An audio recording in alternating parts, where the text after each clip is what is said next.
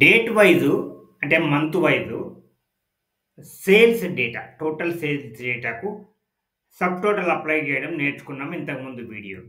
ఈ వీడియోలో ఏం చేద్దామంటే, రెగ్యులర్ కస్టమర్స్ ఉంటారు కదా! వాళ్ళు ఏ మంత్‌లో ఎంత అమౌంట్ ఖర్చు పెట్టిండ్రు, ఆ సేల్స్ అమౌంట్ ఎంత? 2 క్రైటీరియాలు. ఒకటి మంతు, రెండోది కస్టమర్ నేమ్. ఎట్లా కనుక్కోవాలి? ఫార్ములా లేకుండా. ఫస్ట్ ఏం చేయాలి? ఈ మంత్ కాలమ్‌ను సార్ట్ చేయాలి ఫస్ట్. మంత్ కాలమ్‌ను మనము సార్ట్ చేయాలి. A to Z. ఎక్స్‌పాండ్ చేయంటే వద్దు అని చెప్పి కంటిన్యూ అని చేసి ఓకే సార్ట్. ఓకే. తర్వాత కస్టమర్ నేమ్‌ను సార్ట్ చేయాలి. ఇక్కడ కూడా మనం సెలక్షన్ ఎక్స్‌పాండ్ చేయకుండా సార్ట్ చేయాలి. ఇప్పుడు సార్ట్ చేసినాం కదా! ఏదైనా ఒక సెల్‌ను సెలెక్ట్ చేసుకొని డేటా ట్యాబ్‌ని క్లిక్ చేయాలి. ఇంతకు ముందులాగానే. రిబ్బన్‌లో రైట్ సైడ్ అవుట్‌లైన్ డ్రాప్ డౌన్‌ను క్లిక్ చేయాలి. మళ్ళీ సబ్ టోటల్ సెలెక్ట్ చేసుకోవాలి.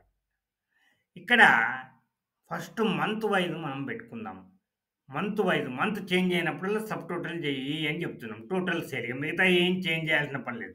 కాకపోతే ఇక్కడ ఒక్కటి నార్మల్‌గా అయితే ఈ రీప్లేస్ కరెంట్ సబ్ టోటల్స్ అని ఉంటది. అది అన్‌చెక్ చేయాలి మనం.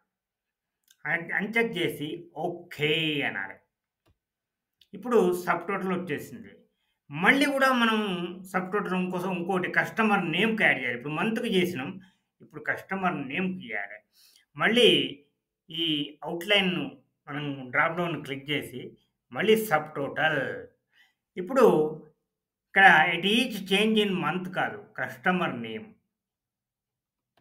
తర్వాత ఈ రీప్లేస్ కరెంట్ సబ్ టోటల్ అనేది అన్‌చెక్ అయి ఉన్నది ఓకే. Total sale correct. ఇప్పుడు ఓకే క్లిక్ చేయాలి. చేయంగానే ఏమైతది?